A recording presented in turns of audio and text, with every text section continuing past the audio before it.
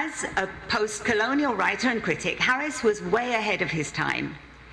Even in his earliest essays and talks on literature, he was pointing out that if West Indian writing was to truly offer an alternative perspective, then it needed not only to take the West Indian life and landscape as its subject matter, but must break away from the very forms of novel writing imported from Europe.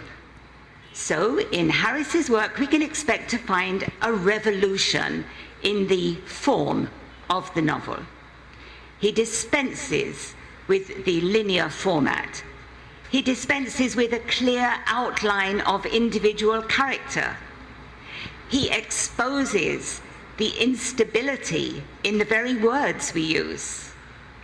This playing with time, with the notion of individuality, and with our belief in the fixity of language is all consistent with his attack on the architecture of history, the narrative that the West has constructed in support of its assumed right to domination. Damnation! Don said in a fury, surveying a dozen cages in the yard, all open. The chickens spied us as they came, half running, half flying, pecking still at each other piteously and murderously. Mariella! Don shouted. Then, in still more insistent, angry voice, Mariella! I followed his eyes and realized he was addressing a little shack, partly hidden in a clump of trees. Someone was emerging from the shack and out of the trees. She was barefoot, and she bent forward to feed the chickens. I saw the back of her knees and the fine, beautiful grain of her flesh. Don looked at her as at a larger and equally senseless creature whom he governed and ruled like a fowl.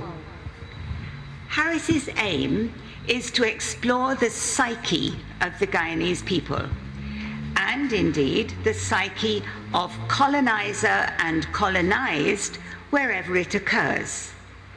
He is clearly showing that that same colonizing spirit lives in Don, a Guyanese, just as surely as it did in Columbus.